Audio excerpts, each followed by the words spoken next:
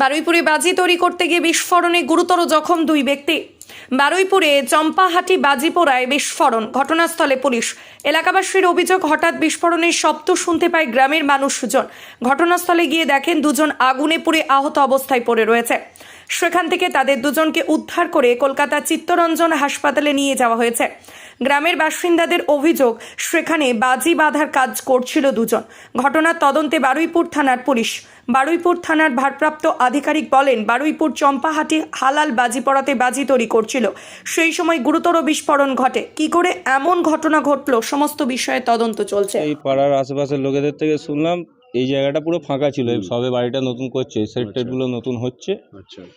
এর মধ্যে একটা ছেলে নাকি কালকে রাত থেকে গন্ডগোল করছিল, সেই এখানে এসে মশলা টসলা নিয়ে কিছু একটা করছিল।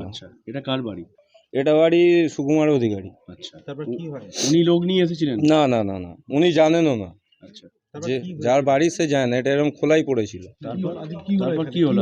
হঠাৎ দিয়ে একটা শব্দ পেলাম হালকা দম করে, তারপরে আমরা সব আসার পরে দেখছি দুজনেই সরে চলে গেছিল। তারপরে শুনলাম সব হসপিটালে নিয়ে গেছে।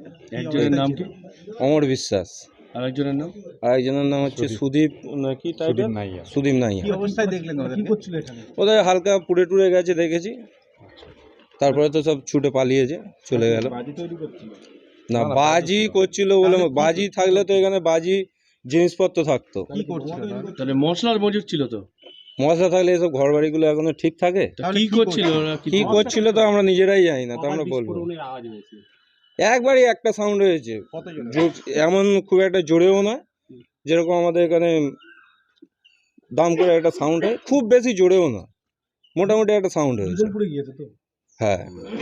কতটা অংশ পুড়েছে দেখেছেন? না, তা দেখতে পাইনি। পুলিশ হালকা পুড়েছে, ওরা ছুটে চলে গেছে দেখেছি অন্যদিকে। তারপরে এদের থেকে শুনলাম যে ওরা হসপিটালে নিয়ে গেছে। কি নাম আপনার? সুভাষিস মণ্ডল।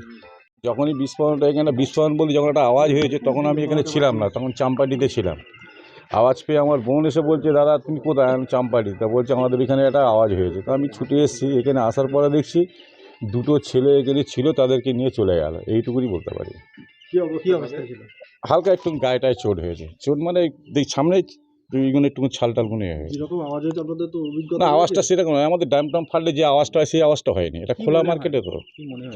যেরকম আমাদের যেন সেল ফাটলে একটা আওয়াজ হয়, সেই রকমই আওয়াজটা হয়েছে। আওয়াজটা তো ফাঁকা জায়গা, তো এটার মানে কোনো এর মধ্যে হলে একটা, এই জায়গাটা যেরকম মানে ঘরের মধ্যে হলে সেটা একটা আওয়াজটা বিঘাট হতো, তো আওয়াজটা সেই ধরনের হয়। আপনি কি করে যারা যারা আহত হয়েছে?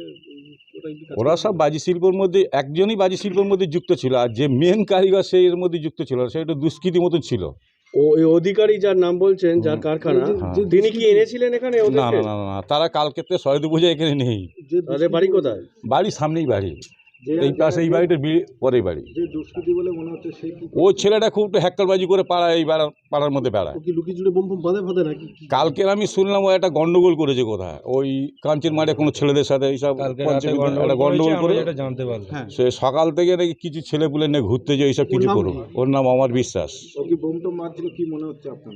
ওর কি পুড়েছে? হ্যাঁ তা কি মনে করছে বোম ফোম বাঁধছিল, লুকিয়ে চুরিয়ে মানে গন্ডগোল করা? হ্যাঁ, গন্ডগোল করার জন্য এখানে এসে যেটা শুনেছি, এই পাশে আসলে ওরাই বলেছে যে ও একটা বোম মারছিল এখানে, কারণ এখানে তো কারখানা বন্ধ ছিল, এখানে তো কাজ চলছিল না।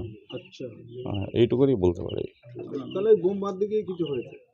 আপনারা কত আতঙ্কিত এই যে এলাকার পাড়ার মধ্যে বোম মারছে? দেখুন দাদা, আতঙ্কিত বলতে আমরা ছোটোবেলা থেকে সে বাপ ঠাকুর দ্বারা করে এসছে, আমরা ওই চটে বসে বাঁধ দিয়েছি, আমাদেরও কিছু করার নেই। আমাদের এইভাবে জীবনও যাচ্ছে, আবার এই জীবিকা নিয়ে বেঁচেও আছি।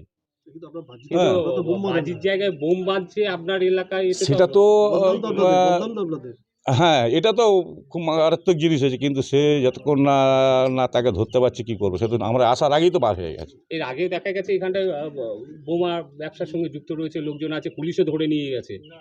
তারপরে আপনারা অ্যাসোসিয়েশনের পক্ষ থেকে কেন কোনো ব্যবস্থা নিচ্ছেন না? না, আমরা আমাদের এখানে আমাদের এখানে এরকম ধরনের কোনো রকম রিপোর্ট নেই। আপনার নাম? আমার নাম তপন নস্কর।